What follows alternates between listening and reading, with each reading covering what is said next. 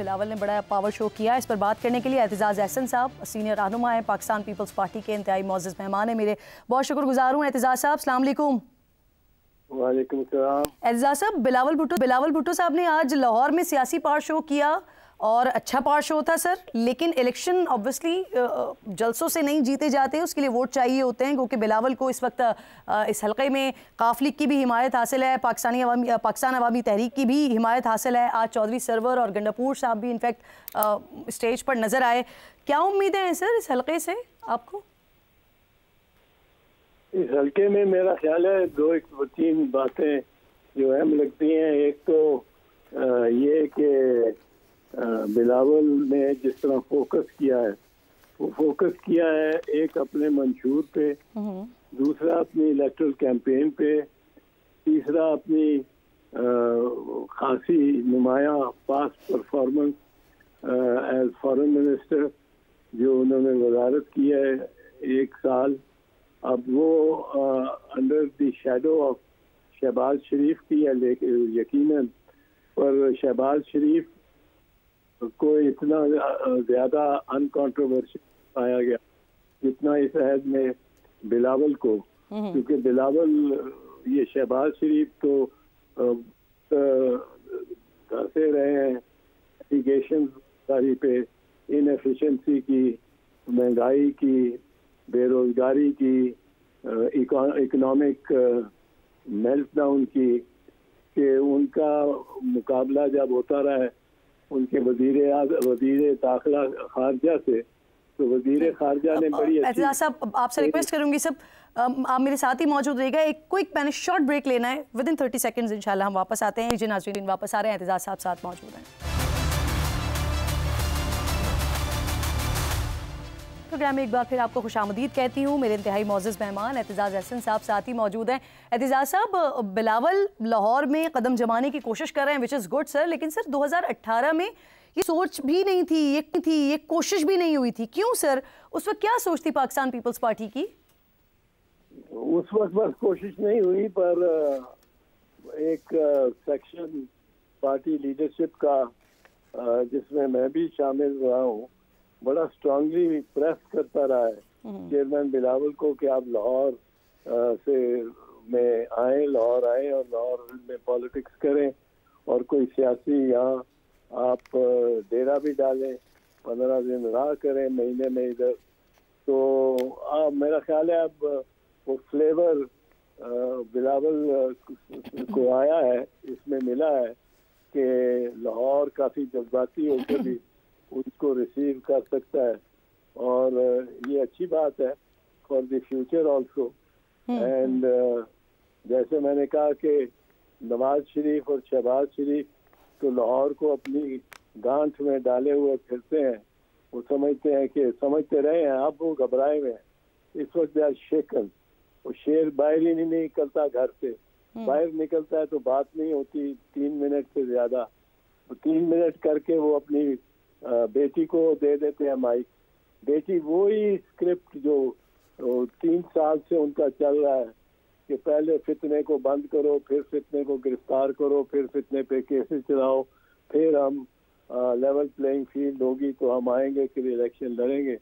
अब Bilawal is giving a new turn to it कि सबके साथ बातचीत होनी चाहिए और कोई किसी के साथ विक्टिमाइजेशन नहीं होनी चाहिए और लेवल प्लेइंग फील्ड होनी चाहिए सबके लिए।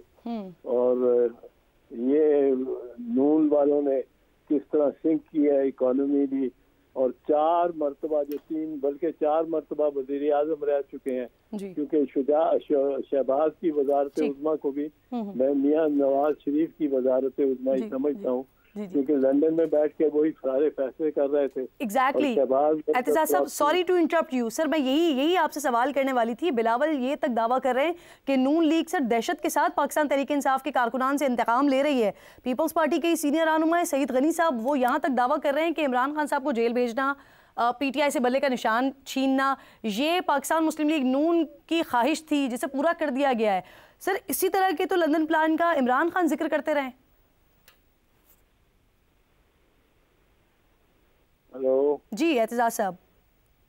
बीच में आपका आखिरी जुमले दो नहीं, जी जी आवाज ही नहीं आई। जी जी जी सर, मैं आपसे ये कह रही हूँ कि जो आप बात कर रहे हैं ना, तो बिलावल तो यहाँ तक दावा कर रहे हैं कि नून लीग बड़ी दहशत के साथ पाकिस्तान तहरीक इंसाफ के कारकुनान से इंतकाम ले रही है।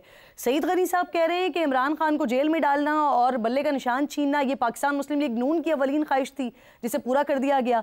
सर इसी तरह की बात, इसी तरह के लंदन प्लान का जिक्र इमरान खान भी तो करते रहे हैं।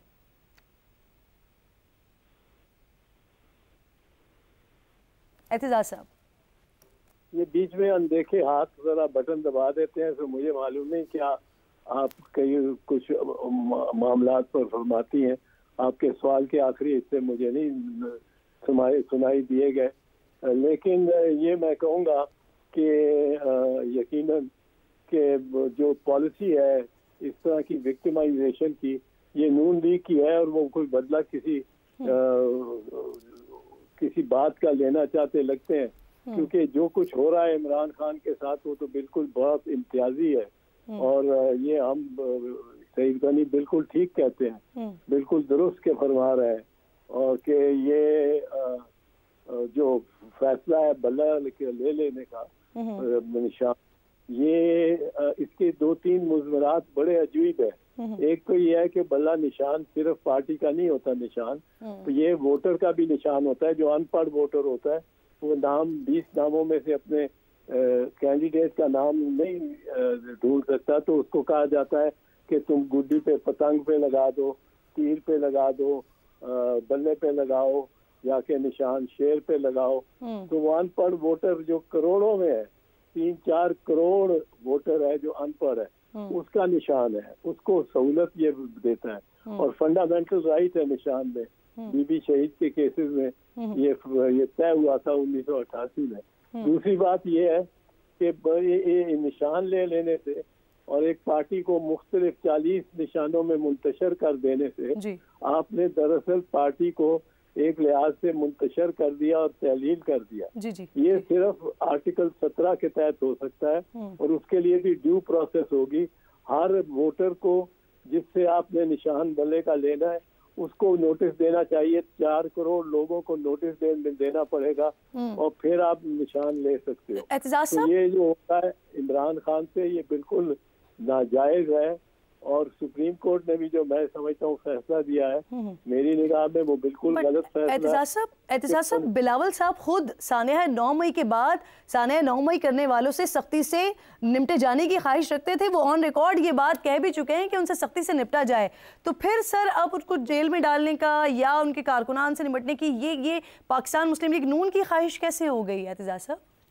नहीं, इसमें ये बड़ी जरूरी बात है कि आप ये देखें कि किस तरह उनके साथ सख्ती से निपटा जा सकता है।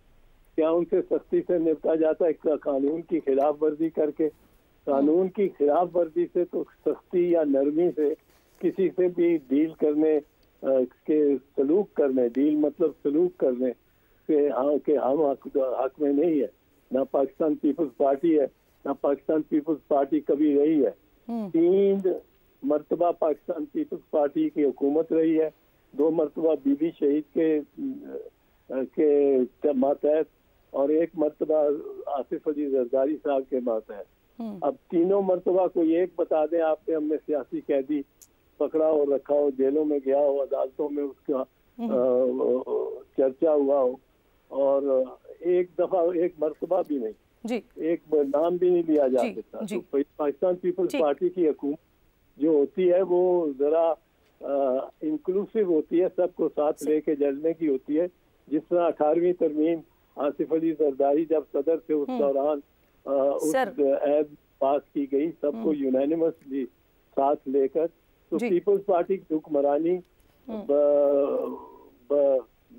बनिस्बत अपने मुखालिफों के सर आज नवाज शरीफ और नून लीग की हुक्मरानी। ठीक, एतजाज साहब आज आपने भी सर जलसे से खिताब किया और आपने मशवरा दिया कि इस वक्त 2 पीपल्स पार्टी हैं, एक 3P वाली पाकिस्तान पीपल्स पार्टी और एक पाकिस्तान पीपल्स पार्टी पार्लियामेंटेरियन। उनमें से एक जो है वो सिर्फ नौजवानों के लिए होनी चाहिए।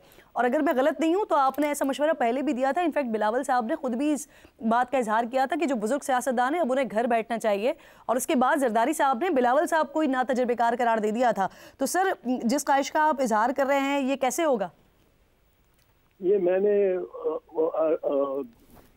2015 में दुबई में एक मीटिंग में, कोर कमेटी की मीटिंग थी, उसमें मैंने ये प्रपोजल को पेश किया था कि मेरे ख्याल में कि जो नौजवान है, और नौजवान से मतलब बिल्कुल नौजवान नहीं, 60 साल की उम्र तक जो लोग हैं जो हमारे पार्टी में के से वाबस्ता है, उनको जरा आगे अहमियत दें, बजाय कि हम फैसले करें।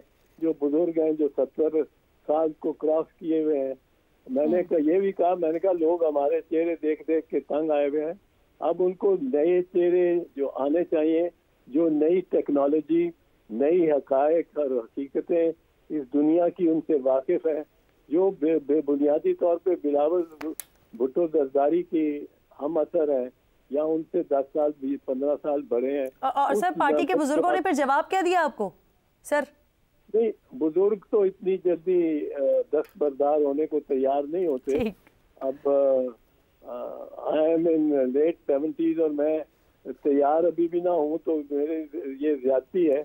मैं समझता हूँ कि मेरे जो बच्चे हैं वो मुझसे ज्यादा समझते हैं टेक्नोलॉजी को, सेल फोन्स को, सारी इस नया मीडिया जो आ रहा है, मीडियम जो आ रहा है, नए जो इंस्ट्रूमेंट्स आ रहे हैं, नए प्रोडक्ट जो आ रही हैं, ठीक, तो और नई सोच जो है दुनिया के लिए। बहुत शुक्रिया, बहुत बहुत शुक्रिया एतजाज हसन साहब, प्रोग्राम में मेरे साथ मौजूद थे। मेरे मेहमान बड़ी इंपॉर्टेंट गुफ्तगू कर रहे थे।